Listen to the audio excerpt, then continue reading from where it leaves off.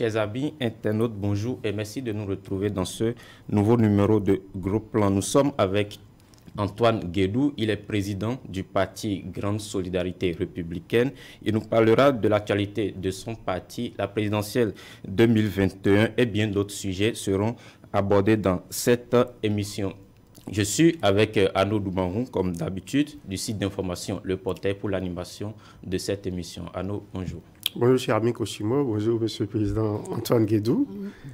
Bonjour, monsieur Arnaud. Bonjour, monsieur Koshimo. Veuillez ajouter chaque fois Vice-Togwe à mon nom. C'est Guédou Vice-Togwe.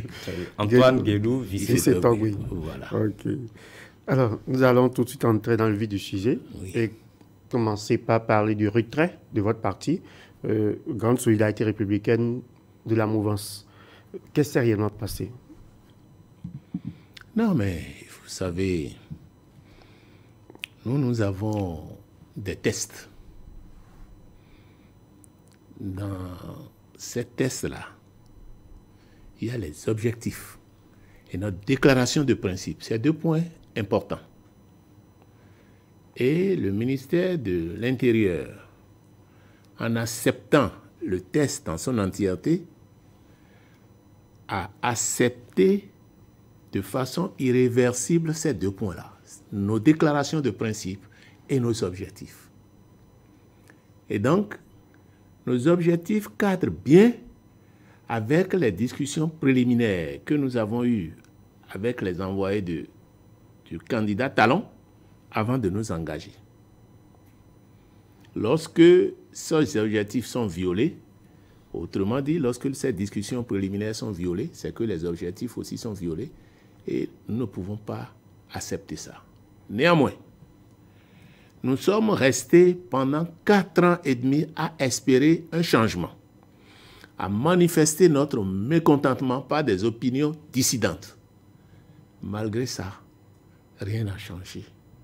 Et nous avons estimé que pour des questions de philosophie, des questions de principe, il faut qu'on se retire. Et quels sont ces objectifs Nos objectifs et les objectifs du parti, d'abord le premier point, nous avons dit que le GSR veut conquérir et exercer le pouvoir d'État dans le strict respect des tests de la République. Alors, celui qui se met, disons, au travers de ces tests-là, ça ne va pas pour nous. Comment le régime s'est mis au travers de ces tests? Bon. Les tests de la République, nous avons dit déjà, au deuxième point que nous voulons mettre, nous voulons participer à une gestion qui mette plus en relief les acquis de la conférence nationale. Alors, vous avez vu, quand je parle de tests de la République, c'est d'abord les tests nationaux, c'est ensuite les engagements internationaux, et c'est peut-être le respect de la signature, pas le président lui-même, sa propre signature. La propre signature, en fait, ce que je dis, ce n'est pas une signature écrite. Mais lorsqu'il vous rencontre, il fait telle promesse, c'est comme s'il a fait une signature. Il faut qu'il respecte ça. Quelles sont les promesses qui n'ont pas été respectées? Attendons. Parlons des tests nationaux. Combien de fois ils n'ont pas été violés? Je prends le plus important pour moi. Comment le président de la République peut promulguer une constitution qui a été modifiée en procédure d'urgence, alors que le règlement de l'Assemblée nationale est clair là-dessus? C'est le minimum que le président ne peut pas accepter. Et en d'autres circonstances, le GSR a attiré son attention. Il lui a même conseillé de ne pas promulguer et de laisser les députés aller jusqu'au bout de leurs idées. Les vidéos sont là. Oui, est-ce que le règlement de l'Assemblée n'interdit pas qu'une loi soit votée? Non, mais le règlement ayant dit ce qui peut être expressément voté en procédure d'urgence, c'est ceux qui ne sont pas dans ce lot ne le sont donc pas, ne sont pas autorisés. C'est comme ça. Vous voyez le règlement intérieur de l'Assemblée. Ça, c'est le plus. Je ne veux pas aller dans les détails. C'est le plus urgent, ça. le plus significatif pour moi. Comme sous-volet, je pourrais parler du droit à la défense. Aujourd'hui, il n'y a pas de droit à la défense. Comment? Vous avez un problème. Vous allez en justice. C'est le régime qui vous envoie en justice. Mais vous ne pouvez même pas fournir des preuves qui viennent de leur propre administration. Comment? Est-ce qu'il y a eu des cas concrets? Vous avez vu Humbedi? Il a fallu aller en prison pour ça. On vous dit, mais vous n'êtes pas destinataire. Où vous avez trouvé ça? Nous sommes dans quel pays? Mais après, il y a quand même la confidentialité de certains documents. Non. Ce n'est pas une question de confidentialité. La confidentialité n'est pas au-dessus du droit. Les gens ont droit à la défense. Il n'y a pas que ça. Vous avez vu dans le dossier Adjavon, vous avez vu dans le dossier Komi, il y a des problèmes. Et au plan sur les accords internationaux, combien n'ont pas été violés? Je ne peux pas citer ici, vous êtes dans le pays. Donnez-nous des hommes d'accords internationaux violés. Les décisions de la Cour africaine des droits de l'homme, mettez tout cela. Est-ce qu'en temps, cette décision ne met pas en cause l'organisation juridique interne du pays? Non. Il y a ce que nous appelons en droit la norme, la hiérarchie des tests. La norme, c'est que le test national est inférieur au test international. Et ça, les juristes qui entourent le président, ils le savent. Ils le savent. Dès lors que l'engagement est signé et que nous sommes encore dedans, on doit respecter. On peut aviser après. Quand la Cour dit, par exemple, qu'il ne faut pas organiser les élections, est-ce que, objectivement, on peut... La Cour n'a pas dit de ne pas organiser les élections. Oui, mais quand la Cour exige que le candidat Adjavon soit partie prenante... La Cour a... Écoutez, je vais vous dire ceci. Lorsque vous allez construire un immeuble sur la parcelle d'autrui, le jour où la justice rend une décision pour dire que ce n'est pas votre parcelle, on ne regarde pas le cours, on casse. Vous avez vu ce qui se passe à l'aéroport là, sur des investissements de plus de 4 milliards, ce n'est pas le même gouvernement qui casse. Non, soyons sérieux. Mais ici, on parle quand même de la souveraineté du pays. Qu'est-ce que vous appelez la souveraineté? La souveraineté du pays, dès lors que le pays a signé un engagement, cette souveraineté est concédée. Une partie de cette souveraineté est concédée. Donc, moi, on ne peut pas me parler de souveraineté. Respectons les normes. Vous suivez? Et je parle maintenant, j'ai dit, la norme interne, la norme internationale et les engagements du président de la République. Vous savez, au cours de la tournée du chef de l'État, il a dit plusieurs choses. Aujourd'hui, tout le monde est sceptique. Tout le monde est sceptique. Les engagements, d'abord, je commence par les engagements qu'il a eus par rapport à mon parti. C'est de mettre en relief, plus en relief, les acquis de la conférence nationale. C'est de respecter le consensus. C'est de permettre aux responsables du GSR de participer, d'être associés aux débats nationaux et de permettre aux militants du GSR d'être associés à l'apprentissage de la chose publique. Rien n'a été respecté dans ça. Je prends M. Kotiga à témoin. C'est lui qui avait conduit sa délégation. C'était de 5 personnes. Et nous aussi 5 personnes. Rien n'a été respecté de tout ça. Alors, je vais dire, au-delà du GSR, vous avez suivi le chef de l'État à la veille des législatives, quand il a reçu la société civile. Il a dit, de mon vivant, il n'y aura pas d'élection sans opposition. Qu'est-ce qui s'est fait par la suite? Et finalement, on a dit que c'est l'opposition même qui n'a pas voulu participer. Attendez, j'en viens. Avant d'en arriver là, le jour où il a pris service à la présidence de la République avec le docteur Boni Yayu, vous avez suivi son discours? Qu'est-ce qui s'est passé après? Le jour où il s'est réconcilié après avoir pris service avec le docteur Boni Yayi à Abidjan, en présence du président Ouattara et du président Faure, vous avez suivi son discours? Je ferai l'effort d'être un président exemplaire. Qui tienne compte... qui ne l'est pas. Attendez. Qui tienne compte des intérêts de la nation et que les intrigues politiques ne vont pas prendre le pas sur les intérêts de la nation. Être un président exemplaire, c'est enfermer son prédécesseur, c'est jamais passé dans ce pays. Il y a des cas extrêmes qui sont arrivés dans des circonstances que vous savez. Bon, écoutez, nous devons dire ensemble plus jamais ça. Ce que je dis, la poursuite du GSR, c'est au-delà du président Yahi. Et je dis président Yahi, président Talon. Parce que moi, je n'ai aucun intérêt, le GSR n'a aucun intérêt à accepter au président Talon ce qu'il refusait hier au président Yahi. Et demain, nous n'accepterons à personne ce que nous refusons aujourd'hui au président Talon. Si le président Talon avait offert quelques postes ministériels, laisse affaire de postes ministériels. Nous ne sommes pas venus chercher des postes. À preuve, l'accord que nous avons signé, on ne va pas parler de postes ministériels. Je vous ai donné les termes de référence. Vous associez quand même à la gestion de la chose publique. Oui, mais écoutez, si on m'associe à la gestion de la chose publique, je ne peux pas refuser. Je peux y aller, je peux proposer des militants. À ce moment, est-ce que la posture ne serait pas différente? Non, pas du tout. À preuve, c'est que nous étions dans la mouvance. Mais vous n'étiez pas associé à la gestion? Non, on n'est pas associé parce qu'on a voulu être associé. Il y a des choses que je ne peux pas vous dire. Vous savez ce que sont que les accords politiques. Lorsqu'un candidat veut briguer une magistrature, en tout cas la magistrature suprême, on promet le ciel et la terre. Donc vous étiez quand même, vous êtes un ancien. C'est source de malaise. Et nous devons tout faire pour éviter ces choses-là. Ce n'est pas bien. C'est quelqu'un qui avait dit ça. Ça n'engage que lui. Et vous voyez aujourd'hui quelle direction il prend. Je ne veux pas donner de nom. Mais ce n'est pas bon.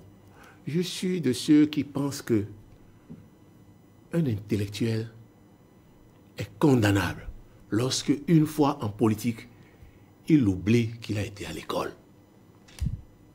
Et qu'il se livre à du n'importe quoi. Ce n'est pas bien. Ce n'est pas bien. Donc, cette histoire de quand on rentre, on veut faire des élections, on fait des promesses. Non, non, non, non, c'est pas bien. Soyons plus dignes.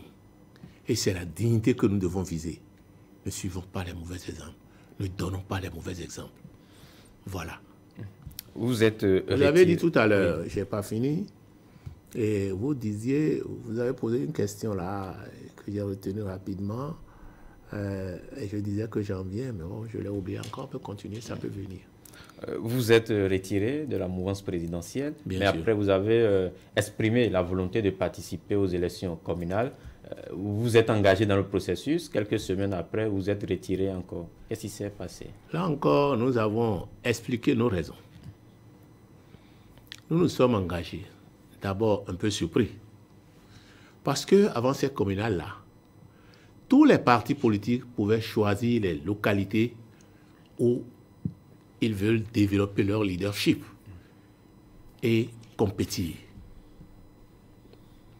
Mais à notre grande surprise, le nouveau code électoral révisé, après qu'il y a eu des malaises lors des législatives, Après le dialogue politique, a introduit quelque chose d'important. C'est qu'il faut compétir sur toutes les étendues du territoire national. Ouais. Cela veut dire que, au lieu d'avoir le choix de compétir avec peut-être 4 ou 5 communes, avec peut-être 50 arrondissements, vous êtes maintenant obligé de compétir dans plus de dans 546 arrondissements. Oui. Ce qui vous oblige à avoir un personnel politique de confiance d'environ 3630. Et c'est en 4 mois qu'on nous demande d'avoir ça. Nous avons estimé que une élection n'est pas du tourisme. C'est irréaliste. C'est le premier point. C'est le premier point. Nous n'avons pas eu le temps de développer des relations de famille avec autant de personnes. Vous êtes censé avoir des militants sur tout le territoire national. Écoutez, N'oubliez pas que tous les partis ont été bloqués entre-temps. Et que le GSR n'a eu son récépissé que le 24 octobre 2019. Vous l'avez eu quand même avec plus de 1000... C'est pas question de quand même. 1000 membres fondateurs sur tous les Je territoires. viens de vous parler de 3630. Mais nous, alors que la loi exigeait 1155, nous avons eu 1300. Regardez la différence. En combien de mois? Donc, ce n'était pas réaliste. Ça, c'est le premier point.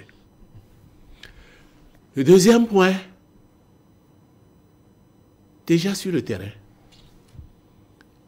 les deux parties du chef de l'État disaient à nos militants, et les témoignages sont là, que les gens viennent leur promettre de leur faire gratuitement le dossier, ce qui ne s'est jamais passé ici. Et que nous, on dit, qu'ils doivent faire eux-mêmes. On leur a dit, mais nous ne pouvons pas vous payer la caution, supporter votre campagne, et vous faire encore le dossier. Quelle est votre conviction? Qu'est-ce qui vous lie au parti? Mais lorsque vous allez à un examen, ce n'est pas le directeur des examens qui vous fait le dossier. Alors qu'on aille jusqu'à leur demander, lorsqu'ils font un examen, que la République leur demande qu'on leur fasse les dossiers, ouais, ça sert de l'entendement. C'est une mauvaise éducation. Et quand ils ont dit ça, certains ont dû déserter pour donner leur dossier. Mais qu'est-ce que nous avons constaté après? Le chef de l'État a rendu gratuites toutes ces pièces-là. Pour nous, c'est un délit d'initié. Comment? C'est que les gens étaient au courant. Ils savaient que ça allait être, ils savaient que ça ne leur coûtait rien de le faire. Mais nous, on ne le savait pas. Pour le faire ainsi, il aurait fallu dire ça en début de processus. Et tout le monde sait à quoi s'en tenir. Qu'on commence, qu'on retienne l'information, et qu'en plein processus, on change, ce n'est pas bien. C'est le deuxième reproche que nous avons eu. Le troisième, c'est les lois et les arrêtés qui ont suivi après.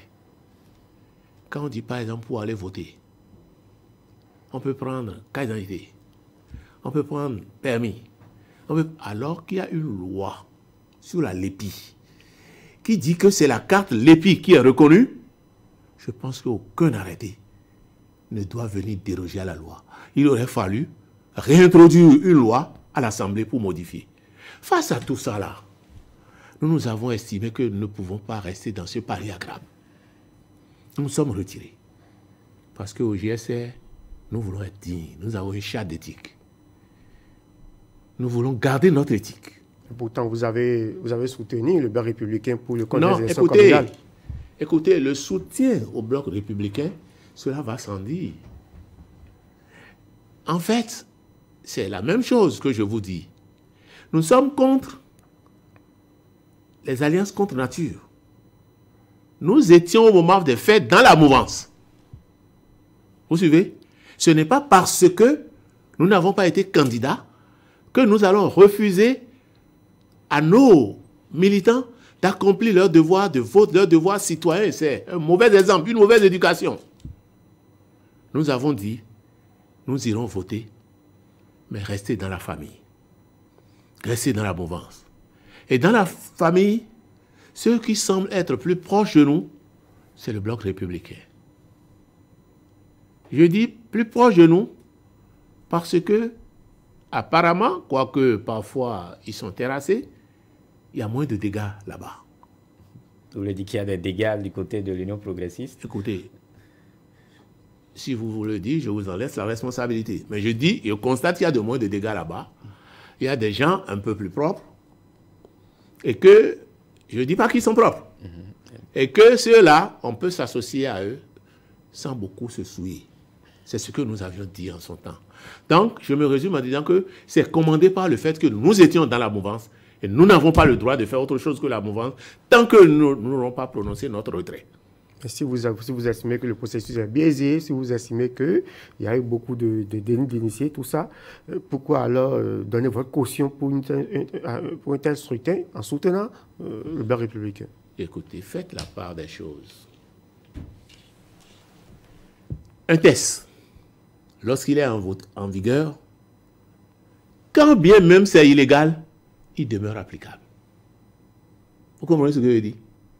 Donc, c'est vrai que c'est mauvais tout ça là. C'est vrai qu'il y a de l'illégalité, mais le test n'est pas retiré. À partir de ce moment, il faut choisir. Et nous avons choisi d'être républicains.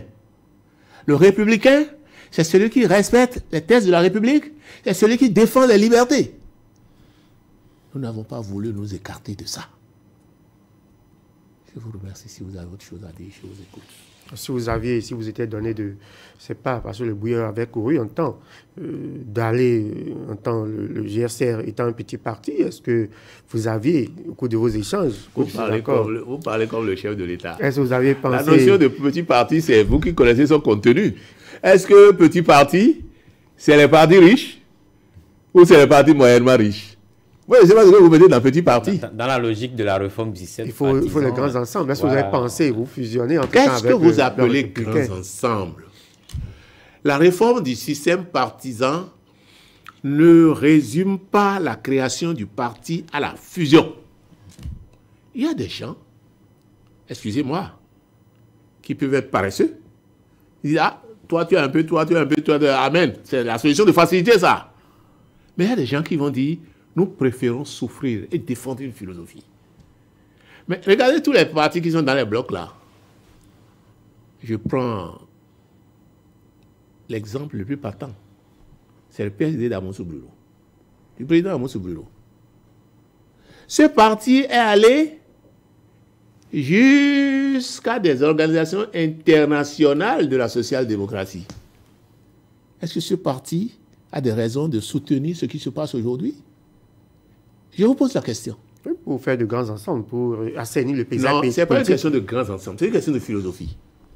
D'abord, on ne doit pas faire de grands ensembles avec des gens qui ont une philosophie complètement écartée, éloignée de la vôtre. L'Union progressiste est restée dans la social-démocrate. Le courant est toujours socialiste. Rester, c'est une chose. Mais de fait, qu'est-ce qui se passe? Vous êtes dans le pays. Je ne vous apprends rien. Tout ce qu'on reproche au président Talon aujourd'hui, ils doivent l'assumer aussi. D'ailleurs, je voudrais dire quelque chose. Un président, en réalité, n'est qu'un coordonnateur. Vous voulez le dédouaner? Je ne le dédouane pas. Je ne le dédouane pas. Je ne le dédouane pas. Au contraire, je le condamne lorsqu'il accuse le président Bouniaï. Ce n'est pas le président. Le président ne peut pas se mettre à la place des cadres qui sont les exécutants. Vous comprenez ce que je dis? Le président trace les grandes lignes. Et c'est les cadres qui exécutent. Et qui font une note pour dire au président, ça ce n'est pas bon, ça ce n'est pas bon. Mais si pour des questions de ventre, les gens s'exécutent facilement comme ça, et à la fin, ce qu'ils disent d'ailleurs, c'est le président qui est désigné comme Ponce Pilate. C'est lui qui assume le bilan. C'est lui. Écoute, le président a une responsabilité politique. Il n'a pas une responsabilité technique. La responsabilité politique, c'est que, au bout du compte, que le peuple avise. Et c'est encore là une des raisons pour lesquelles on n'est pas d'accord avec le président Talon. Qu'il permette au peuple de se prononcer, qu'il remette son mandat en cause. Au lieu de défendre des intérêts des gens, je sais comment les qualifier, moi. Oui, mais les cadres travaillent dans la droite ligne de la vision du président de la République. Si un cadre ne fait pas bien le travail, le président a la solution quand même de le démettre de sa fonction. Bien sûr. Oui. C'est pourquoi on parle de responsabilité politique. On lui a permis de nommer ses cadres, tout ça là. Et s'il ne fait pas ce qu'il doit faire, si par omission, il ne fait pas ce qu'il doit faire, le peuple a le droit de faire ce qu'il doit faire. Donc ce qui est fait là, c'est de la responsabilité du président Patrice Talon et non forcément... c'est de sa responsabilité politique. Mais il faut comprendre, c'est vrai, sa responsabilité politique.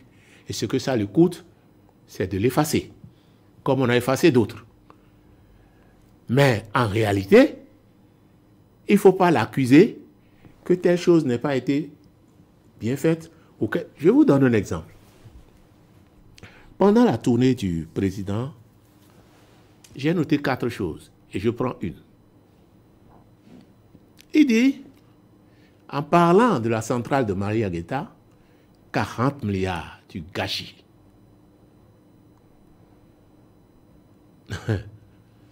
Mais écoutez, et c'est là que sa responsabilité peut être engagée. Quand vous savez que ça ne marche pas, ne prenez pas les mêmes pour recommencer. Lorsque vous prenez l'accord de la centrale de Mariagueta qui a été signé en août et comment je vais dire 2007 ou 2007. Quand vous prenez l'accord, qui sont les signataires? Vous allez voir Kogi Ndolo, vous allez voir Koupaki, vous allez voir Lawani, vous allez voir Saka Lafia. Et il y a 2 auxquels je m'intéresse spécialement. C'est Saka Lafia et c'est Koupaki. Saka Lafia, le ministre Saka Lafia, il était ministre de l'énergie. Donc celui qui est chargé d'exécuter ce projet-là. Le ministre Koupaki, il était le coordonnateur de l'ensemble. Mais, s'il sait que c'est du gâchis, pourquoi a-t-il mis encore en vedette ceux qui ont participé au gâchis? Vous venez s'en prendre aujourd'hui à quelqu'un qui, en réalité, n'a fait que chercher des financements, n'a fait que coordonner des idées pour que ce soit réalisé. Mais si ceux qui doivent réaliser ne le font pas, qu'est-ce qu'on va faire? Je me rappelle que le ministre Lawani, le président Boni Yayi, a failli ou bien a eu l'intention de l'envoyer devant la haute cour de justice. Vous êtes dans le pays. Qu'est-ce qu'un président peut faire d'autre? Moi, je ne sais pas. Écoutez, moi, je n'ai jamais fait Boni Yayi. Le seul président que j'ai fait, c'est Soglo. Et il demeure ma référence jusqu'à aujourd'hui. Vous comprenez ce que je dis? Oui, mais pourtant, il demeure votre référence, mais vous rentrez quand même dans l'opposition aujourd'hui et vous pensez qu'il faut que le président Talon subisse le même sort que le président Soglo en 1996. Écoutez, ce n'est pas une question de sort. C'est une question de savoir-faire. Vous savez, le président Talon est en train de faire exactement les mêmes choses que Soglo avait eu à faire. La différence entre les deux, c'est que Soglo était bon gestionnaire sur tous les plans. Et même ses adversaires reconnaissaient ça. Quand Soglo, après l'échec de Soglo, lorsqu'il est revenu et il est allé à la présidence, vous voyez ce que Kérékou a fait? Quoique tout le temps, Soglo a passé son temps à injurer, le président Soglo a passé son temps à injurer le président Kérékou, il lui a déroulé un tapis rouge. Et qu'est-ce que je dis? Passer le temps à s'attaquer à son prédécesseur, quelqu'un qui est président, il n'est plus un rien, il a aussi son monde. Alors, les mêmes causes produisent les mêmes effets. Et à s'attaquer sur quelle base? Sur du néant. Sur du néant. Vous voulez dire donc que vous qui avez combattu le régime Yahi, vous n'avez pas aimé... Non, écoutez, le régime Yahi... aujourd'hui que c'est le régime Yahi... C'est du néant qu'on... Non, c'est pas ce que je dis. Je dis ce qui se dit aujourd'hui. Je n'ai pas dit hier. Oui, ce qui se dit aujourd'hui. Le régime Yahi avait ses faiblesses. Et ce qu'on lui reprochait surtout, c'est de vouloir dévier un peu de la voie tracée par la conférence nationale. C'est beaucoup plus constitutionnel. Aujourd'hui, ce qu'on reproche à Talon, ça va au-delà. Comment? Vous comprenez ce que je dis? Ça va au-delà. Je vous donne des exemples. La lutte contre la corruption. Je vous ai dit tantôt que Boni Yayi, à des moments donnés, a traduit, n'eût été l'Assemblée, a traduit des ministres pour corruption devant la haute cour de justice. Mais comme ils savent manager à l'Assemblée, ils ont tout fait pour empêcher ça. Aujourd'hui, là, l'affaire Adon Anon, aux impôts, là, Vous en comprenez quelque chose? Vous y comprenez quelque chose? Non, c'est devant, c'est encore devant la toujours en justice. cours. Ça va durer combien de temps? En d'autres temps, en d'autres circonstances, le président Talon aurait fait plus de diligence. Et je vais vous dire ceci. Le directeur général des impôts est encore en poste jusqu'à aujourd'hui. Directeur général des impôts. Il a une indemnité, une prime de responsabilité. Vous suivez ce que je dis? Et ses collaborateurs ne sont pas nommés sans lui. Et lui, directeur général des impôts, il n'a mis aucune sûreté interne. Moi, je suis un auditeur. Il n'a mis aucune sûreté interne dans le système pour que lorsque des fonds partent facilement comme ça, il sache. Vous ne pouvez pas le savoir. Ah non, la preuve c'est que c'est parti. Vous savez, ce qu'on appelle sûreté interne, oui, c'est des dispositions que vous prenez dans votre procédure pour que lorsqu'il ne commence pas à avoir des fraudes à un certain niveau, vous soyez tout de suite prévenu. Si un montant là, c'est trop. Quand on cite 4 milliards, 13 milliards, je ne sais pas combien ils vont arrêter finalement, c'est trop. Normalement, on devrait déjà sauter ce directeur général là. Mais qui est son patron? C'est le ministre des Finances. Si vous estimez que c'est... Le ministre des Finances même n'est pas exclu. Le ministre des Finances a une responsabilité politique. Mais sa responsabilité... Il fait subir au président ça là. C'est grave. Sa responsabilité n'est pas encore prouvée dans cette affaire. Clôturons ça. Je dis responsabilité politique. La responsabilité politique, ce n'est pas la responsabilité pénale. Vous suivez? C'est qu'il y a des choses, lorsqu'on vous confie une maison, il y a des choses qui ne doivent pas arriver sous vous. Là, c'est mauvais. C'est la première sanction que le président Talon aurait dû prendre pour prouver sa bonne foi. Dégager toute l'année. Jusqu'au ministre? Pourquoi pas? Le ministre n'est pas inamovible. Pourquoi pas? C'est ça la preuve de la lutte contre la corruption. Vous suivez ce que je dis? Si vous fermez un peu, je vous donne 2 cas. Le cas d'Aïri. Vous avez vu comment Daïri allait en prison au CNCB là? Hein? Mais est-ce qu'on vous a dit jusqu'à présent pourquoi on a enlevé son successeur? On reviendra sur ce dossier. On ne vous a pas dit ça? Parlez-nous. Hein. Non, pas du tout. On ne vous a pas dit ça. Vous êtes là quand même pour non, c'est pas le moment. Est-ce que... On ne vous a jamais dit ça. Pourquoi lui? Non, écoute. Quand derrière, on nous a expliqué. On nous a dit, il a refusé de faire ci, il a refusé de faire ça. D'accord? Son successeur est arrivé. On nous a rien dit.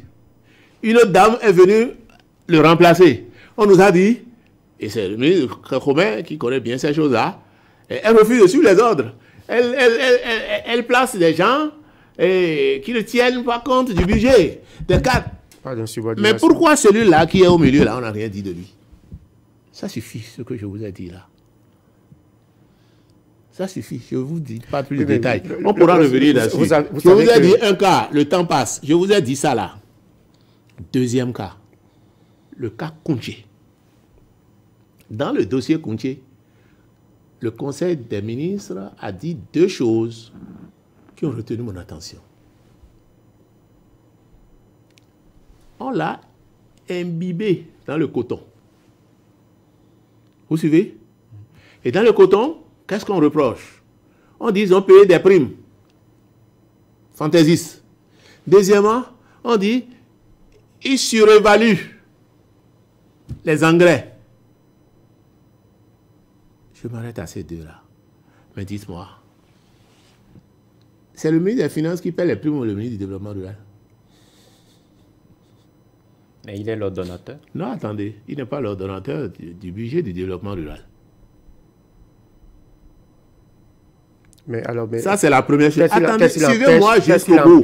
Suivez-moi jusqu'au bout. Suivez-moi jusqu'au bout, s'il vous plaît. Deuxième chose, les engrais qu'on surévalue, dont on parle là. Comment ça se passe? À l'approche des campagnes, les paysans disent, on les interroge. Moi, je peux emblaver tel suffrage. Ça permet de savoir de façon prévisionnelle combien on peut emblaver au total. Vous suivez? Et c'est la direction de la recherche agronomique qui prend ces informations-là pour faire les prévisions d'engrais et des choses qu'on peut utiliser. Donc, s'il y a surévaluation, ça ne peut être qu'à ce niveau. Ce n'est pas au ministère des Finances. Or, cette direction, non seulement c'est sous le ministre du Développement rural, à qui on n'a rien dit au moment des faits, mais celui qui était directeur au moment des faits, c'est lui qui se trouve être le ministre du Développement rural. Au moment des faits, au moment des reproches. Il a été inquiété jusqu'à aujourd'hui. Et puis après, là, c'est passé. Et puis on est passé au FNM. Vous suivez? On est passé au FNM.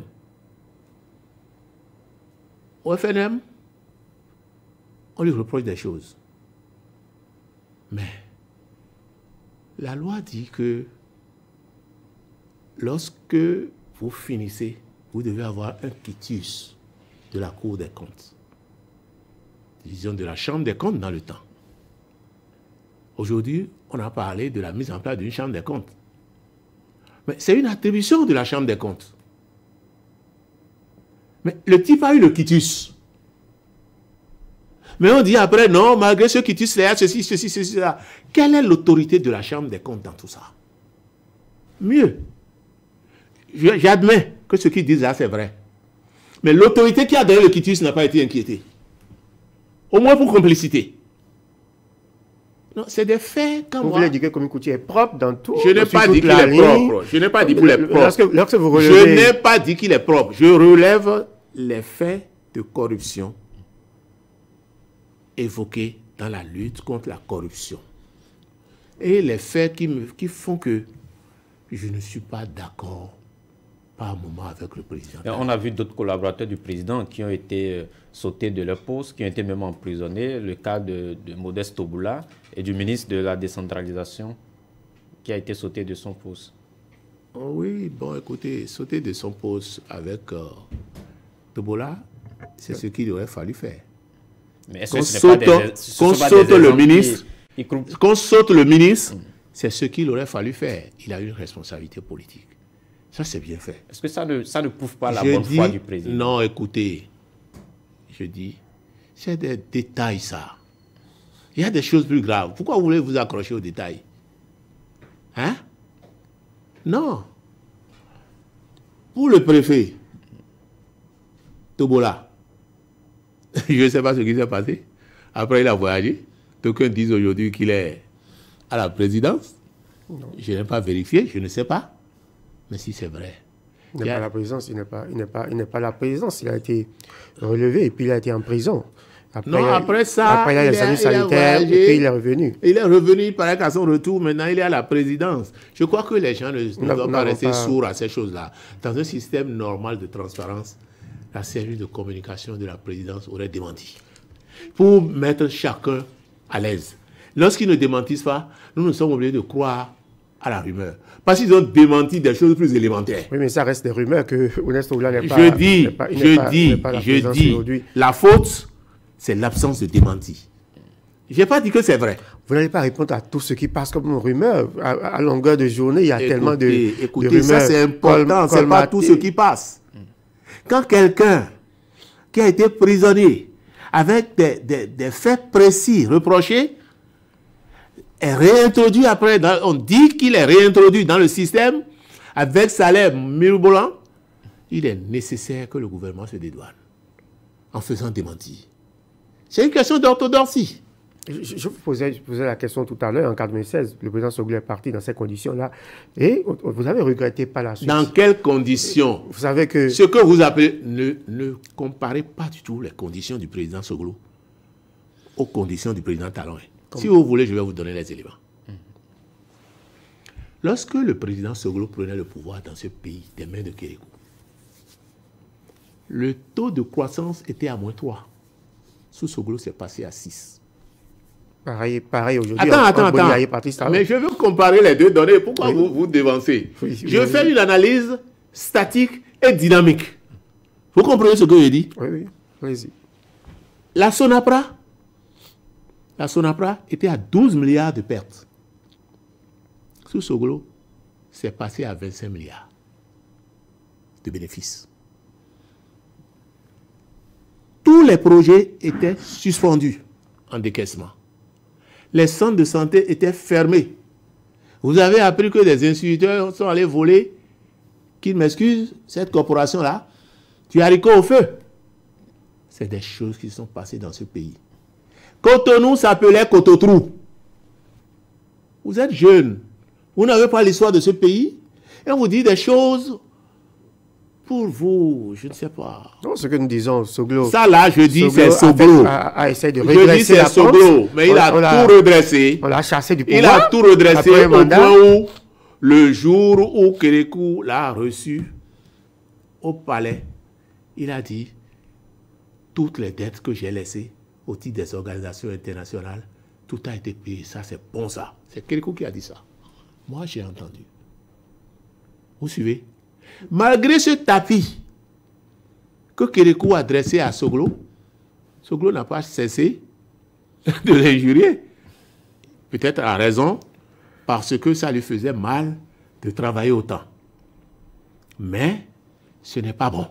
Oui, mais il est parti. Aujourd'hui, il a fait tout ça. Et on veut faire. C'est ça ce que je dis. Patrice Talon également a fait tout ça. Non, ce que Patrice Talon est en train de faire, il y a une circonstance aggravante. Il y a une circonstance aggravante. Laquelle? C'est que lui, il n'est pas venu trouver une situation chaotique comme Soglo. Mais il a dit en 2016 que tout est à refaire dans le pays. Vous voulez? Vous savez? Hein? Toute la traversée de Cotonou, Talon a fait combien de temps? Il y a le projet Alphatage aujourd'hui. Alphatage, c'est 3000 km de route signé par Boniaï avec la BOAD. Si vous voulez, je vais vous donner les références des accords et les dates. La croissance était à moins 3 avant l'arrivée de Patrice Talon. On est passé à plus de 6% de la croissance, écoutez, la croissance en 2015 était à 5,2. Contre une moyenne de 4% en Afrique de l'Ouest et 3% en Afrique subsaharienne et 3% dans le monde. Le rapport que nous avons eu finalement, c'était que ça passait à 2,5%. Ça là, c'est la commission de l'UEMOA qui l'a publié. C'est pas un truc truqué, c'est indépendant. Vous suivez ce que je dis? C'est indépendant. Et je vous ai parlé tout à l'heure de normes supérieures parce que l'UEMOA, c'est dispositif communautaire. Ça s'impose à ce que le Bénin a écrit. Vous comprenez ce que je vous dis? Le rapport FMI, en 2016, le rapport FMI parlait de 2,5% de croissance à l'arrivée de Patrice Talon. En tout cas, c'est ce que nous avons également lu.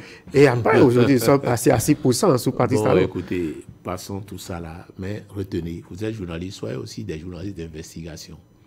Quand on veut apprécier, on apprécie le niveau de la dette, une économie. On apprécie le taux de croissance. On apprécie également le déficit budgétaire. Le déficit budgétaire, nous sommes passés à moins d'1% ou 1%. Non, le déficit budgétaire était à 8%, contre 3% recommandé par l'UEMOA au départ de Yahi. Et nous sommes passés l'année dernière à 1%. Comment? L'année qui a suivi, et aussi, ils ont fait un déficit de 6,43. Si on avait arraché le pouvoir, la question du déficit, parfois même, le déficit budgétaire est un instrument de gestion économique. Vous comprenez ce que je dis? Parfois même. Le déficit budgétaire, ce n'est pas aussi alarmant que vous le dites là. C'est pour vous dire quand même qu'on a redressé également la pente quelque part redresser sous Patrice Talon en matière de gestion des finances publiques. Redresser quoi? Je ne veux pas rentrer dans ce débat-là. Si vous voulez, nous allons faire une émission économico-financière. Vous convoquez, vous amenez un économiste, ce ne sera pas unilatéral comme ça. On va se faire face, on va discuter. Nous avons voulu quand même montrer le tableau pour dire que généralement, lorsqu'un président fait un mandat et s'en va, après les populations, comme nous avons eu le cas sous le président Soglo, après les populations disent mais on aurait pu peut-être laisser le président Soglo faire 10 ans.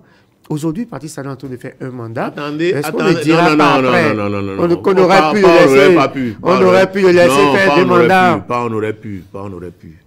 dans les circonstances actuelles, il s'est passé dans le pays des choses qui ne se sont jamais passées. Moi, mon problème, ce n'est pas le départ de Patrice Talon. Ce n'est pas au départ du président Patrice Talon. Vous souhaitez sa relation? Qu'il change. Et au cours de sa tournée, il a dit une seconde chose. Pardon, réconciliation. Moi, je dis vérité, réconciliation et pardon. Vous comprenez bien ce que je dis? C'est ma posture, ça. C'est ma posture. Parce qu'aujourd'hui, on n'y croit pas. Lorsque vous dites, vous ne faites pas. Je vais vous donner un exemple simple. J'ai eu une réaction l'autre jour. J'ai donné au journal Le Portail à publier face au comportement du ministre de l'Intérieur. C'est technique, hein? Est-ce qu'il est normal, pendant que le président est en train de dire au Nord, on va faire diligence pour que les démocrates aient leur récépissé, que le ministre de l'Intérieur bloque le récépissé à Cotonou pour rien, je dis bien pour rien. Il y a des choses qui ont été reprochées au dossier des démocrates. On leur a demandé de reprendre la liste. De reprendre la liste par département. Et je l'ai déjà dit dans le journal. Reprendre la liste par département. Quel est l'arrêté d'application que le ministre même a pris pour dire la liste doit être faite par département? À partir de ce moment, ça devient une question de forme. Chacun adopte la forme qu'il veut. Deuxième chose, le ministre a déjà fait une observation qui l'empêche de dire ce qu'il dit là. Parce que la loi lui a dit, et cette question-là, on l'a discutée longtemps avec le président de la République à la séance à laquelle il a bien voulu nous inviter le 15 juillet 2019. J'y étais, le GSA y était. Et ça qui a abouti à l'article 21 nouveau de la charte des partis politiques, qui dit que le ministre de l'Intérieur fait ses observations en une seule fois et ne peut plus faire les observations ultérieures. C'est du français quand même. Est-ce que le GSA a eu autant de difficultés pour avoir son récépissé? Nous avons eu beaucoup de difficultés. Nous l'avons dit à la séance du 15. Et le chef de l'État a tranché. Notre dossier a été rejeté plus de 6 fois. Pour des broutilles, je vais vous donner un exemple. On prend un casier judiciaire au ministère de la Justice ou un certificat de nationalité. Et le ministre nous dit, c'est 3 noms. Pourquoi on a écrit 2? Or, ces 2 actes-là sont établis sur la base des actes de naissance. J'ai demandé au président de chercher à comprendre auprès de son ministre de la Justice pourquoi, malgré les indications de l'acte de naissance, eux, ils font autre chose. L'administration ne peut pas nous reprocher ces erreurs. La deuxième chose, on nous dit, il y a des certificats de résidence qui ont été signés par des chefs d'arrondissement, alors que c'est les chefs de village qui doivent signer. Il y a des certificats de résidence qui ont été raturés. Là aussi, j'ai dit, monsieur le ministre de l'Intérieur est là, monsieur le président. Quelle est la formation qui a été faite aux chefs de village, analphabètes par moment, pour leur éviter ces ratios-là? Mais nous sommes allés chercher, nous, on n'est que demandeurs, l'attestation. Le chef d'arrondissement dit que c'est lui qui doit signer. Si vous refusez, vous ne pouvez pas prendre. Est-ce que c'est notre problème? Dites-nous finalement, qu'est-ce que vous retenez de positif dans la gouvernance de Patrice Talon? Et il y a des choses qui sont positives. On ne peut pas dire complètement que tout est négatif non plus. Ce qui est plus négatif et que je voudrais d'abord lui demander. Nous lui avons déjà dit, le GSA lui avait déjà dit au moment où la question de dialogue se posait, se réconcilier avec ses prédécesseurs. Parce que ça représente quand même une grande partie du peuple.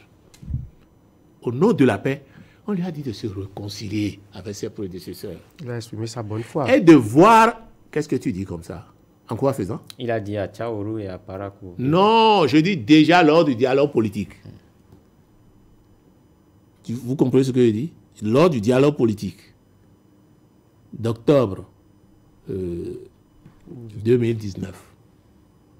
Le GSA lui a fait cette proposition-là. Et on a dit, pour ce qui concerne les exilés, il faut voir au cas par cas avec vos prédécesseurs. Qui sont ceux qu'on peut laisser? Qui sont ceux qu'on doit condamner? Et ceux qu'on doit condamner là, qu'il aille devant la justice et qu'il puisse bénéficier d'une justice équitable et transparente. C'est ce que tout le monde veut. Nous, on n'est pas pour l'impunité. Mais il faut permettre aux gens d'aller devant la justice en toute quiétude. Oui, parmi les exilés, est-ce que vous en trouvez qu'on peut laisser? Bon, je vous prends par exemple le cas de Djerontin. Djerontin a fui, pourquoi? Parce qu'on lui reproche d'avoir publié un document. Où est-ce qu'il a trouvé ça? Quelqu'un qui a été député, ancien ministre. Oui, mais, mais la loi s'applique à lui. La loi s'applique à lui. Il y a des choses plus dures. Des gens ont fait des choses plus importantes auxquelles la loi ne s'est pas appliquée. Ça n'a pas déjà noté. Non, je vous cite le cas là que je connais. Les autres, je ne peux pas connaître leur cas. On m'a dit aussi, a dit qu'on voulait l'arrêter. Pourquoi? Pour les mêmes choses, je ne sais pas. Mais les détails là, pour ce que la crise que nous vivons, on peut fermer les yeux sur les détails et s'attarder sur les choses importantes. Si quelqu'un vole les ressources de la nation, moi je suis prêt à ce qu'il soit puni. Et le cas d'avant. Mais il faut lui permettre de bénéficier d'une justice équitable.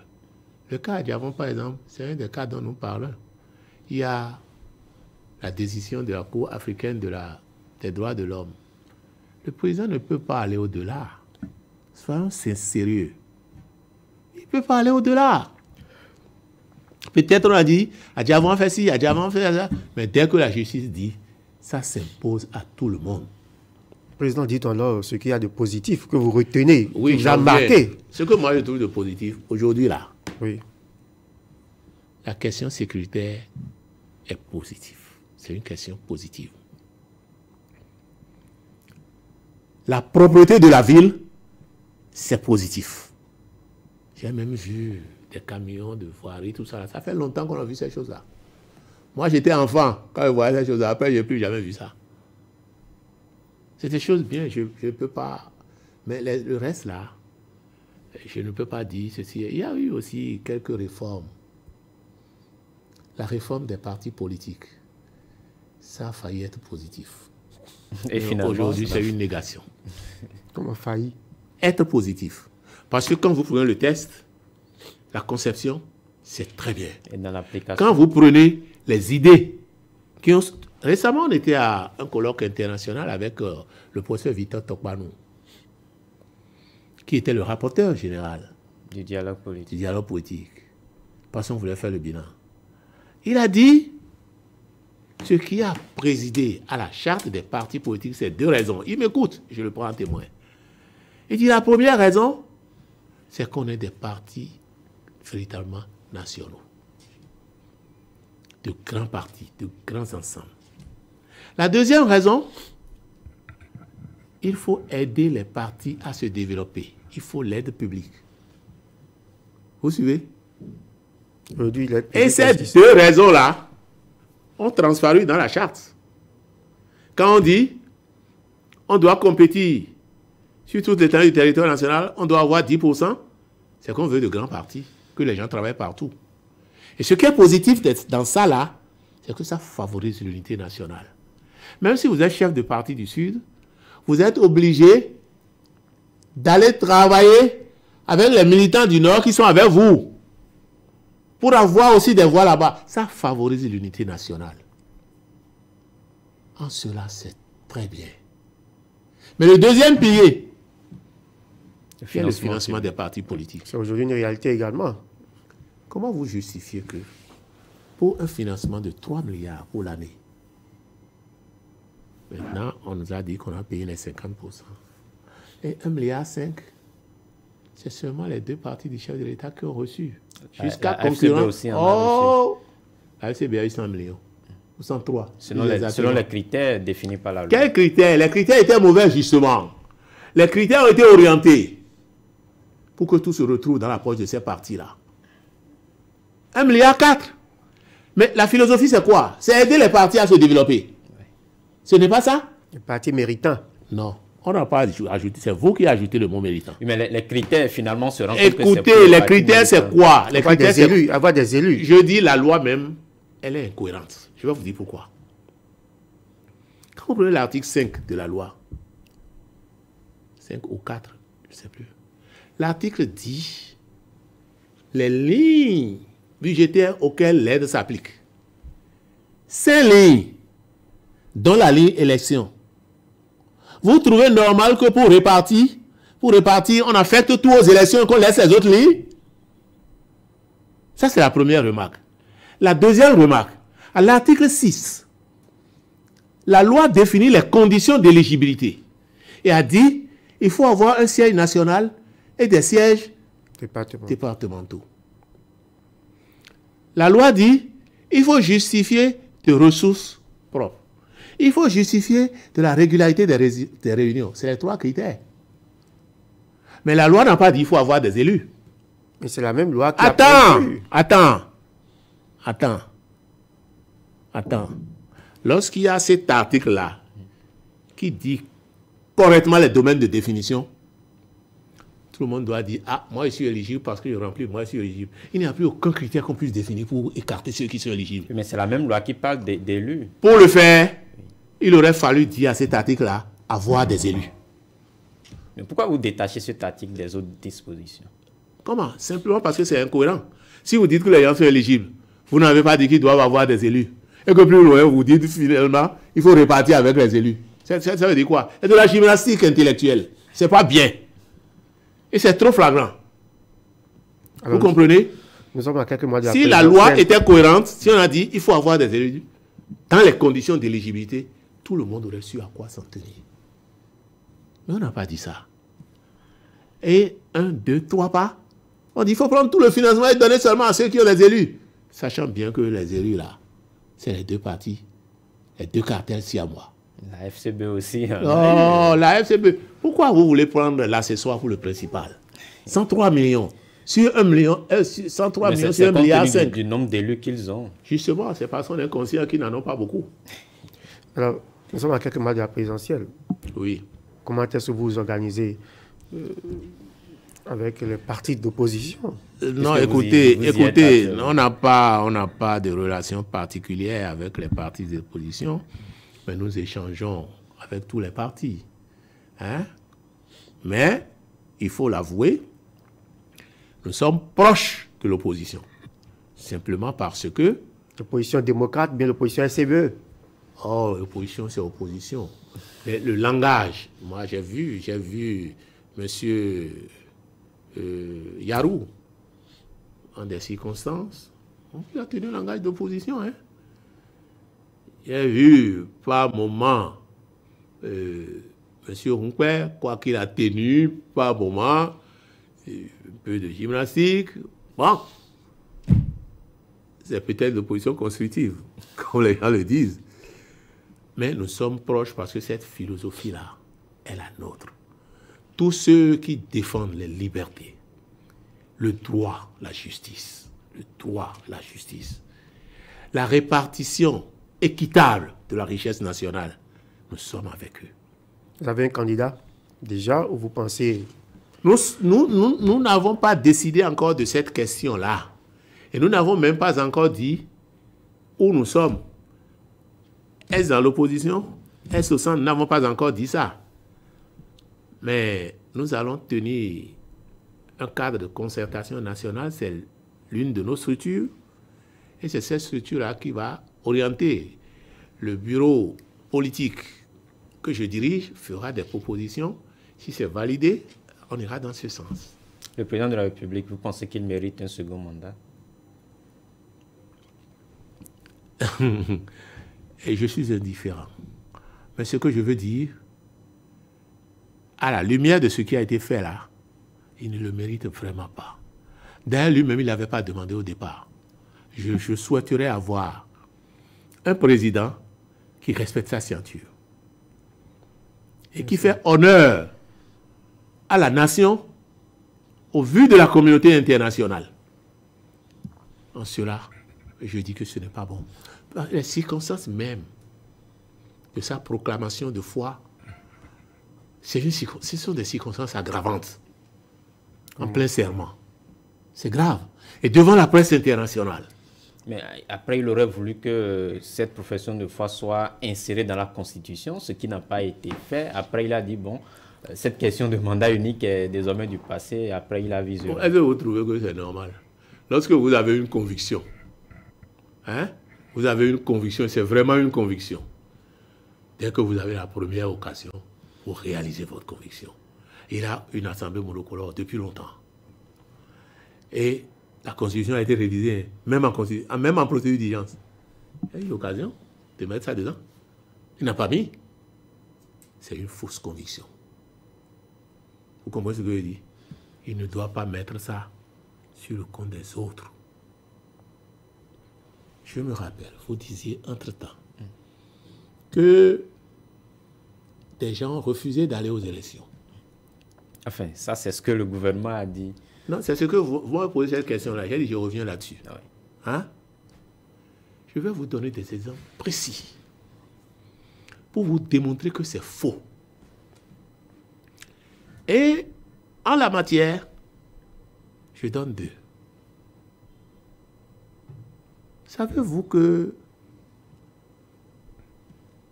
la charte des partis politiques somme les partis politiques de régulariser leur situation le 16 mars 2019 au plus tard.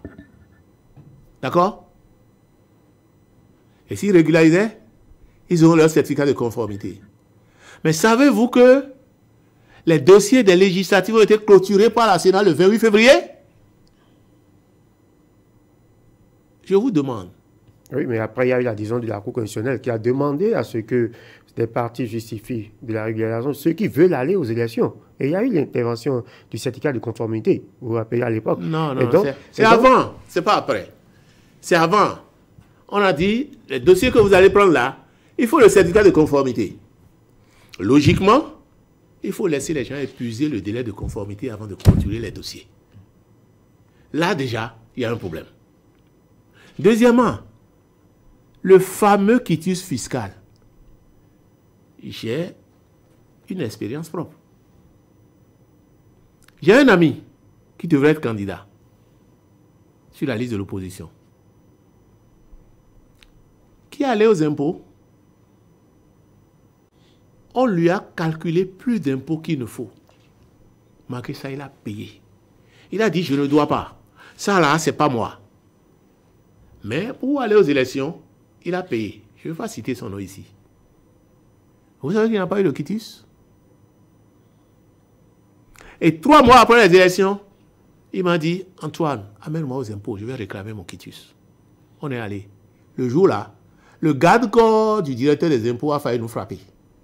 Comment? Qu'est-ce qui s'est passé? Bon, parce qu'on a dit, mais ce n'est pas normal. On ne peut pas payer, ne pas avoir le quitus. Et il dit, ah, qu'on doit parler doucement. Si on ne parle pas doucement que lui, il va nous violer. Il va nous violenter. Est-ce que c'est bien? Finalement, la secrétaire a calmé les esprits et a dit, on va vous appeler. Demandez si on l'a appelé. Jusqu'à aujourd'hui? Jusqu'à une date récente. Je ne sais pas ce qu'il y en est aujourd'hui. Et avec ça, vous dites que les gens ont refusé d'aller aux élections. Refusé quoi? Non, c'est pas, si on le dit ainsi, c'est surtout par rapport au débat qu'il y a eu. Quel il y a débat? des concertations de l'Assemblée nationale. Ne regardez pas. Et après, les gens... mais c'est les mêmes choses qui recommencent maintenant. La chaise vide. C'est les mêmes choses qui recommencent maintenant. On a fait des concertations. Le président de la République, au lieu de prendre ses responsabilités, les a renvoyés. Au Parlement, il revenait au Parlement de revoir. Comme pour le parrainage, il est en train de les renvoyer maintenant vers les députés, et tout en disant qu'ils auront le parrainage. C'est ça le problème. C'est ça le problème. En principe, eu égard à cette expérience-là, le président de la République devait prendre pour chaque parti le parrainage qu'il faut. Appeler les chefs de parti et leur remettre. Comment? Non mais, ça ne serait pas... C'est ça sa bonne foi. Ce sont ces partis. Ce sont ces partis, c'est ça la bonne foi. Mais il les renvoie pour dire après, moi j'ai dit, ils ont refusé. Comme on a dit, ah, moi j'ai dit de tuer et ils ont refusé d'aller aux élections. Non. C'est ces choses-là qui font qu'on n'y croit plus. Et si vous voulez, j'appelle toute la classe politique à la vigilance. je vais vous dire quelque chose. Que les mérites, Abraham Sissoco m'excuse. Nous nous sommes rencontrés à un colloque. Et je discutais, j'ai posé les problèmes, j'ai dit ça là, ce n'est pas bon, ça là, ce n'est pas bon. Il a donné une réponse qu'il a répétée publiquement. Parce que, publiquement, j'ai dit, il a dit ceci. Vous avez suivi? Et il a répété. Il dit, la mouvance souffre de débats contradictoires. Pourquoi ça va être comme ça? Et ça veut dire quoi, au fond? Mais c'est les conséquences, ça. C'est les conséquences, ça. C'est les conséquences, ça.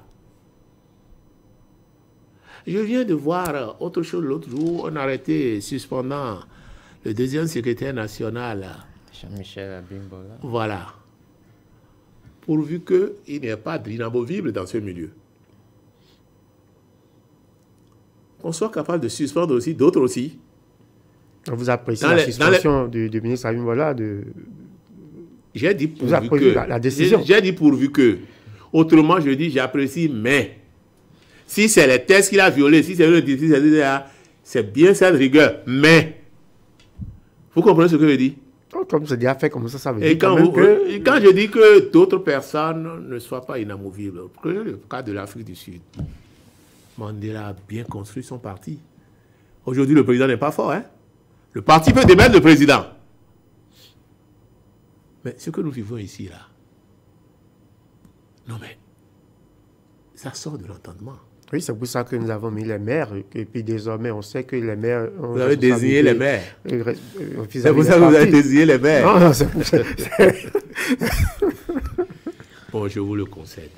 On peut continuer. Oui, on va à présent entamer la deuxième partie de cette émission qui concerne votre vie au-delà des activités politiques. Les internautes voudraient quand même bien vous connaître au-delà donc de vos activités politiques. Bon, moi, au plan professionnel, je suis professeur de sciences techniques économiques, mais je suis également administrateur de banques et institutions financières. J'ai occupé plusieurs postes de responsabilité à la Caisse autonome d'amortissement, plusieurs fois directeur technique, j'ai fini conseiller du directeur général. Et entre-temps, je suis rentré dans la politique, je suis resté un peu dans les couloirs de la politique au temps de la Révolution sans jamais y participer. J'ai commencé avec la conférence nationale sous Aromarebe et Keke, ça n'a pas marché. Et puis après, le RND a disparu progressivement et la Renaissance du Bénin m'a fait appel pour être à la fondation de ce parti-là. J'étais à Dakar, en formation, à l'école de la BCAO. Ça s'est fait donc sans moi, mais quand je suis venu, je suis rentré dans les rangs. Et quelques mois plus tard, j'ai été élu président de la commission des finances et de l'économie de ce parti. Et membre du bureau politique élargi. Je suis resté là pendant 10 à 11 ans. Lorsque, pour des raisons de principe, j'ai été obligé de me retirer. Vous avez l'habitude des retraits? J'ai dit des raisons de principe, parce que je n'ai jamais rien demandé là. Et les raisons, je peux vous l'expliquer facilement. Peut-être hors micro. Parce qu'on ne dit pas tout. Oui, vous avez resté à la Caisse autonome d'amortissement. Ça nous a échappé tout à l'heure. Par rapport à l'état de la dette, vous qui avez l'expérience. Oui, c'est pourquoi je disais que pour apprécier une économie, il faut voir le taux de croissance, il faut voir le déficit, il faut voir la dette. C'est la dette que vous avez échappé tout à l'heure. Est-ce que par vous rapport savez, c'est déjà là mes premiers désamours avec le président Talon. Lorsqu'ils sont arrivés, on a dit, Yaïboni a laissé un endettement de temps, mais on ne vous a jamais parlé de ce qu'il a laissé comme ressources. 135 milliards au titre de l'eau pour tous. 200 milliards au titre de l'électricité. 50 milliards AFD au dit des lampadaires, sans compter l'UEMOA, pour près de 60 milliards. Il y a bien d'autres choses. On ne peut pas tout citer ici. Les 3000 km de voies, les pavés pour 60 milliards, 3000 km de voies, financement BOAD. Les hôpitaux de zone, Alada, en don japonais, Save, fonds saoudien, et Tchaourou, fonds coïtien. Je suis de la dette. Donc je sais un peu ce qui se passe. Alors, on ne vous a pas parlé de ça. On nous a dit, et voilà, il dit qu'il a laissé tel montant dans la caisse, mais il a laissé plein de dettes. Et on a cité le montant de la dette. Mais les dettes là sont nées de quoi? Des contrats qu'il a signés pour la réalisation d'infrastructures. En PPPE. Partenariat public-privé. Mais après avoir chanté tout ça là, pour dérouter le peuple, ils ont repris tous ces projets-là. Parfois, on fait des acrobaties. Je me rappelle, par exemple, du cas Satom, on lui a donné un projet. Ils ont déjà mis en place, parfois aux frais de l'État, ils ont déjà mis en place tout le matériel. Ça a un coût qu'on inclut dans le projet. Mais on dit, laissez ça. Allez sur un autre tronçon. Vous savez ce que ça signifie? La nouvelle entreprise à qui on a donné ce projet-là va encore mettre les fonds d'installation de chantier. Nous allons revenir. Ça fait un double emploi pour l'État. Nous allons revenir à... Alors, la dette,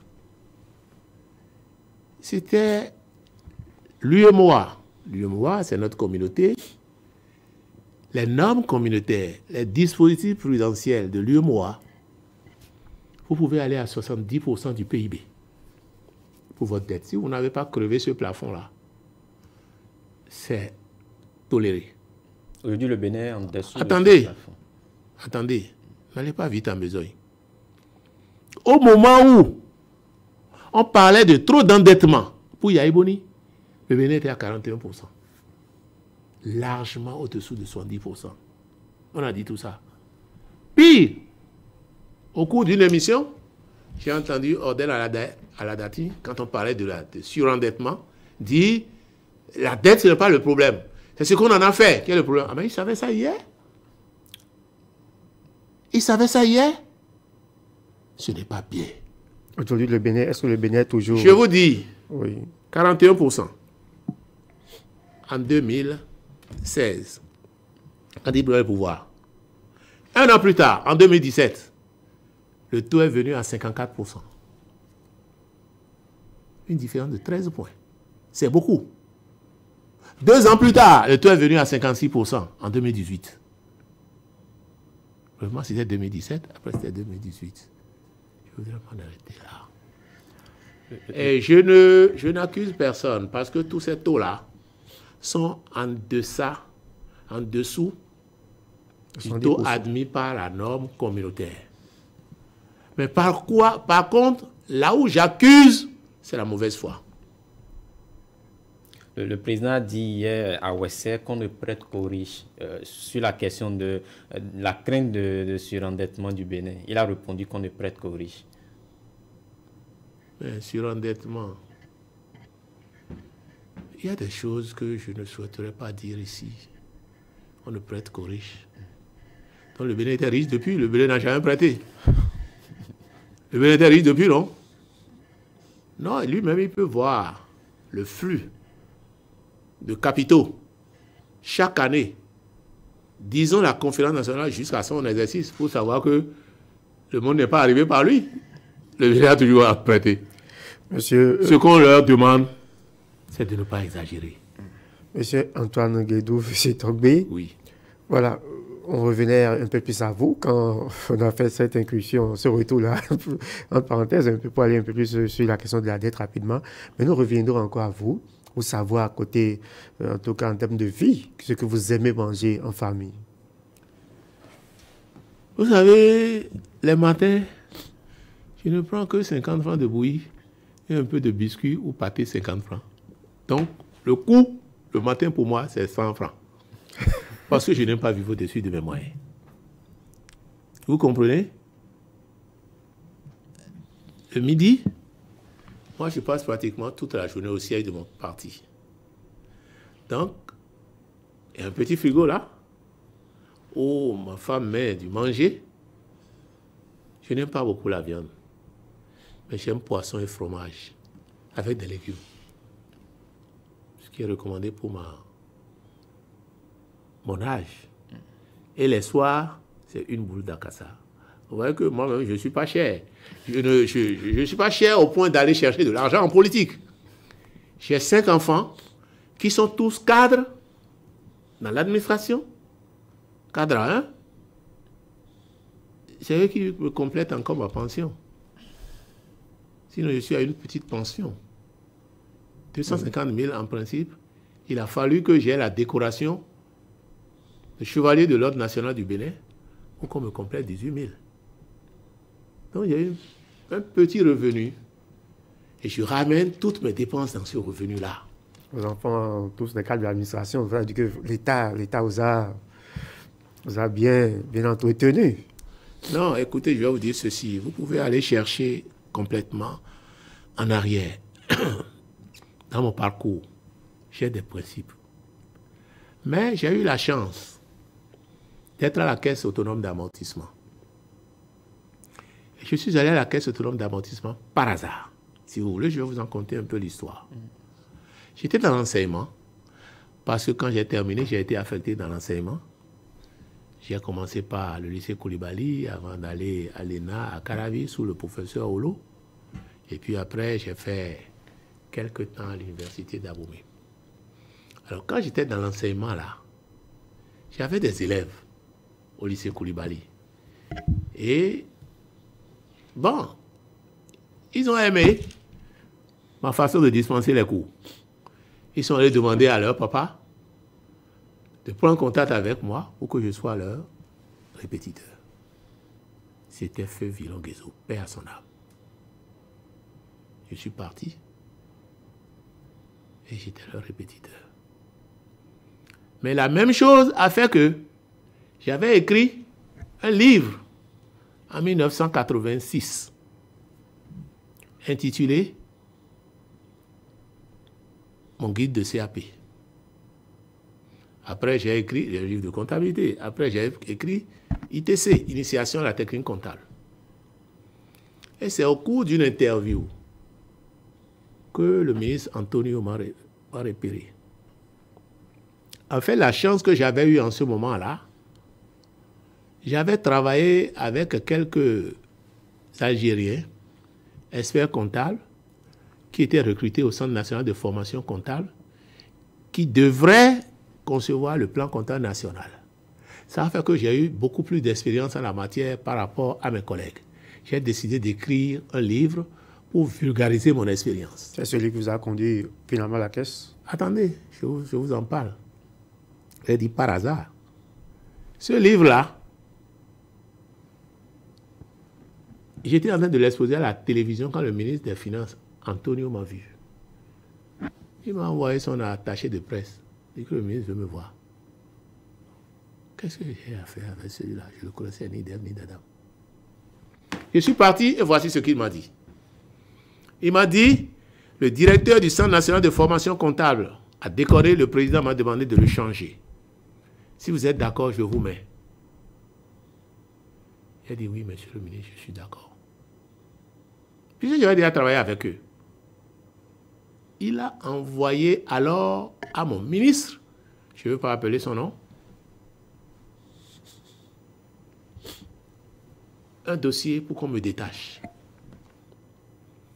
Mais vous savez, ce dossier-là, pour qu'on réponde, alors que lui était pressé, ça a fait 2 mois. Le temps qu'on fasse ça avant que je n'arrive ici, il avait déjà mis quelqu'un à ce poste-là. Et il avait honte. On m'a installé dans la salle d'attente. Et il doit passer devant là avant d'aller dans son bureau. Il a changé de direction, il ne passe plus par là, il passe derrière parce qu'il ne veut pas me voir. Ah, j'étais là fatigué un jour.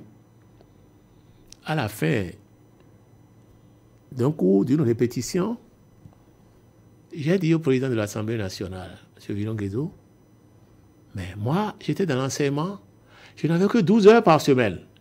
Qu'on vienne me faire asseoir pendant 40 heures, sans gain marginal, demandez à votre ministre de me retourner.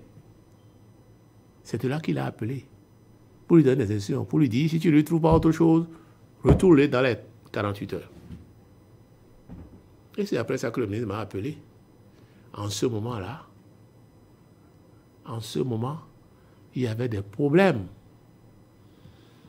à la Sogema et le directeur des études de la BBD était nommé DG Sogema ou Sonaec, quelque chose comme ça là. Il y avait aussi un problème à la CNCA, il y avait aussi un problème à la Caisse autonome d'amortissement. Et il m'a dit, ces 3 postes-là, directeur financier de la Caisse autonome d'amortissement, directeur financier directeur des études de la BBD, et puis la CNCA, il faut choisir. Je lui ai dit, permettez-moi de réfléchir. Je suis venu voir mon épouse. Voilà ce qu'on me propose. Elle dit, mais non, mais il faut choisir la BBD. On va te faire un crédit et on va construire. J'ai dit, non, je vais me renseigner plus. J'ai été voir une dame qui est à la CNCA.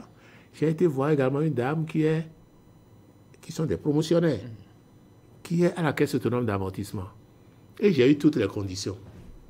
Et puis je suis venu dire à ma femme, vraiment, je ne veux pas aller à la BCB, à la BBD.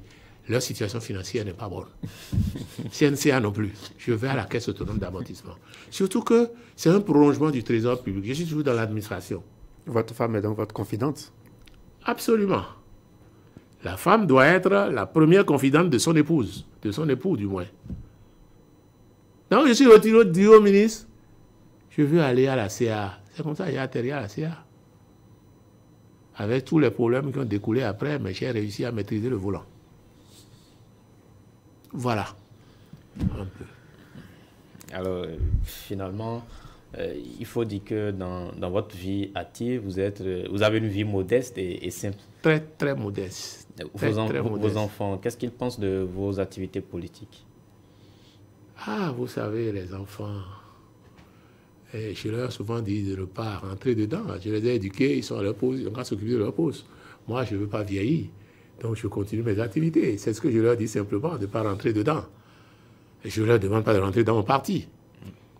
Je ne leur demande pas de dire ce que je dis. Pourquoi vous les mettez loin de la politique? Ah non, chacun, moi, mon papa ne m'a rien imposé, je ne leur impose rien.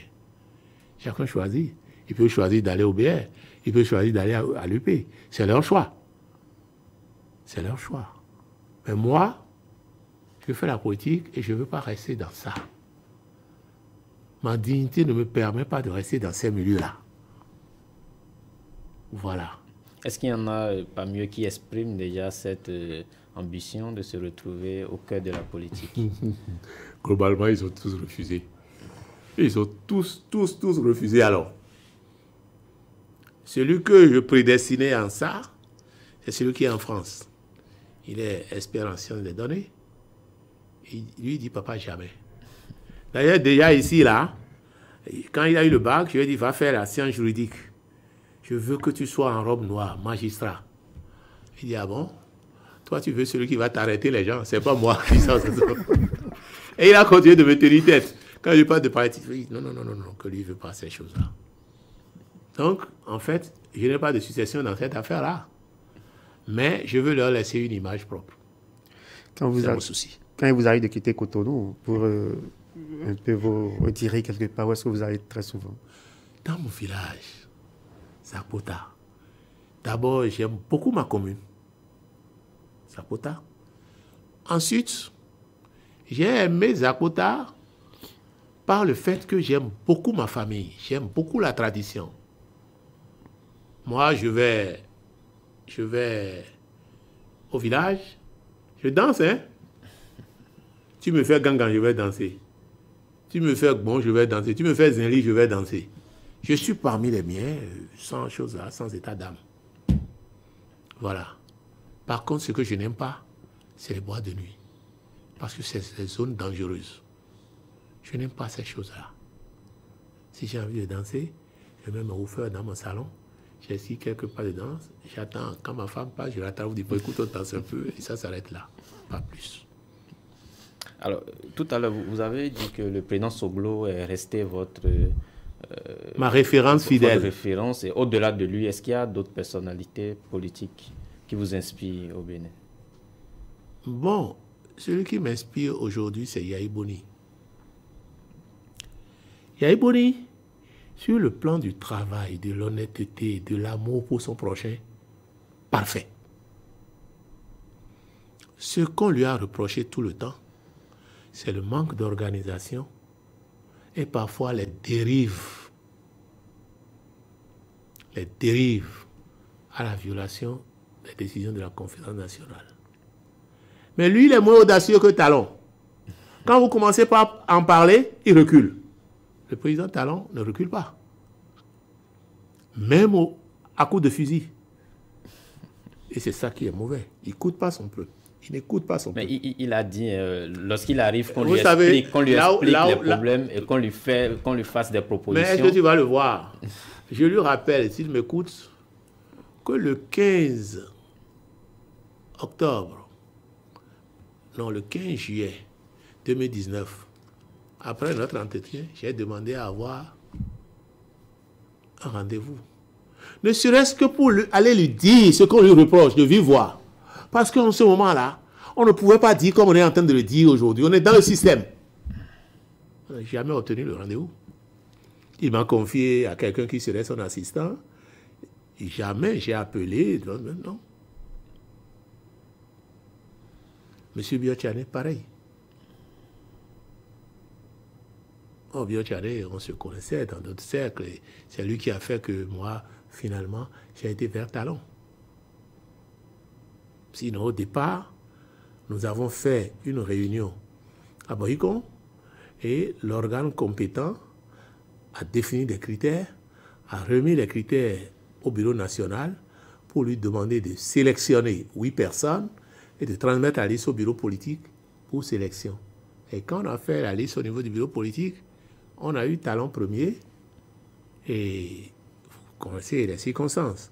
Biotchane deuxième, Zissou troisième.